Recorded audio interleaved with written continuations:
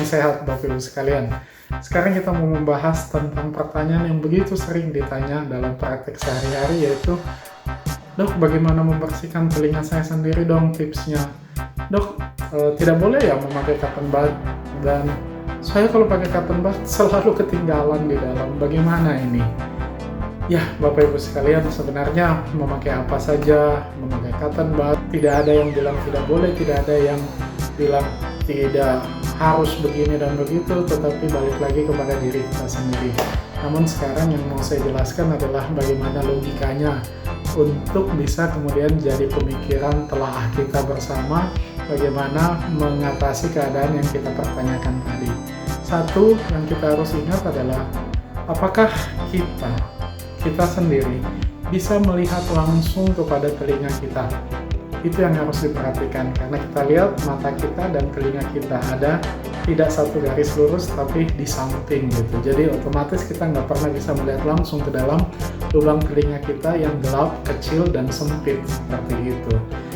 Otomatis kalau kita tidak bisa melihat langsung, maka kita tidak yakin betul sudah bersih atau tidak gitu. Apapun yang kita pakai seperti itu. Nah, kebetulan yang paling terkenal adalah cotton bud.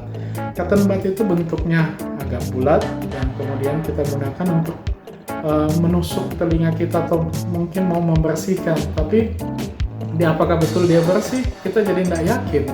Karena satu bentuknya, yang kedua kita nggak lihat gitu. Akhirnya yang terjadi mungkin kita mendorong makin ke dalam gitu. Jadi poinnya harus dibantu orang lain seperti itu. Nah, ada lagi yang menjawab, "Loh, kalau begitu nanti saya minta tolong keluarga saya untuk melihat ke telinga saya dan membersihkannya." Karena kan dibantu orang lain, setuju. Nah, cuman permasalahannya adalah, apakah orang lain yang akan membersihkan telinga kita itu menggunakan alat-alat yang memang membantu untuk melakukan pembersihan dengan baik. Karena kalau kami tentu menggunakan lampu kepala yang dipakai di kepala kita, sehingga tangan kami itu tidak akan terhalang kalau dibandingkan dengan memakai senter. Karena satu tangan yang lain akan memegang telinga supaya lurus, dan tangan yang lain menggunakan alat untuk mengambilnya, mengedot, mengisap, bahkan mencuci, dan dilihat langsung ke dalam. Nah, kalau orang lain tersebut yang membantu kita, apakah alat-alat itu ada?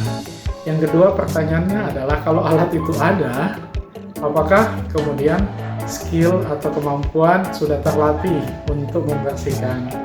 Karena tentu itu kelihatan lebih cepat dilakukan oleh orang yang sudah biasa dan memahami anatomi gitu.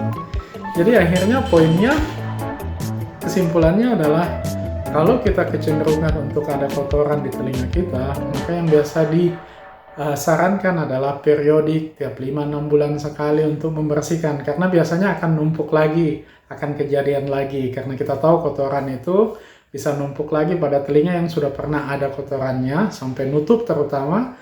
Jadi lubangnya betul-betul tidak bisa dilewati oleh udara atau suara gitu, sehingga mengalami penggangguan pendengaran.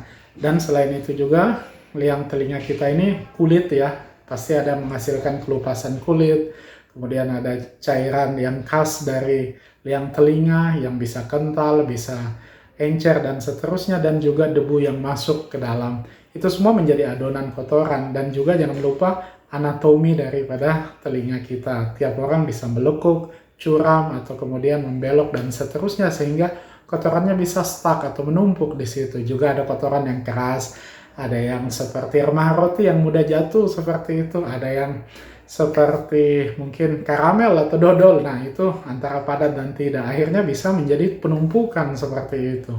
Jadi singkat cerita adalah bagaimana kita melakukan kebersihan. Mungkin yang paling masuk akal adalah kita menggunakan cotton bud itu adalah untuk mengeringkan, tapi bukan untuk mengambil. Dan itu pun juga masih resiko untuk kedorong ke dalam dan menumpuk, akhirnya jadi kurang pendengaran. Nah, kadang-kadang banyak juga kejadian ketinggalan cotton bud ujungnya, kapasnya gitu. Kenapa bisa? Ya, tetap aja pasti orang akan tetap bisa menggunakan walaupun dikatakan tidak terlalu bermanfaat gitu. Nah, mungkin tipsnya antara lain adalah carilah cotton bud yang bermutu, yang betul-betul lilitannya kuat. Dan tentu yang kecil ukurannya. Karena kalau dia pas segini pasti akan stuck. Tapi kalau kemudian dia lebih kecil, mungkin dia tidak akan kejepit dan ketinggalan seperti itu. Andai kalau tetap mau memakai cotton bud, terutama hanya untuk mengeringkan gitu ya, bukan untuk membersihkan, karena kita tidak yakin soal kebersihan pada tempat yang kita tidak lihat langsung. Saya rasa itu Bapak Ibu sekalian, mudah-mudahan bisa ditangkap maksudnya, mudah-mudahan kita lebih sehat dan kita juga lebih berhati-hati untuk membersihkan telinga kita, karena ini adalah indera pendengaran yang sangat kita butuhkan untuk komunikasi kita, dan kemudian bisa rentan untuk terjadi cedera atau luka, bahkan infeksi dan yang lain-lain. Demikian Bapak Ibu, salam sehat selalu. Bye.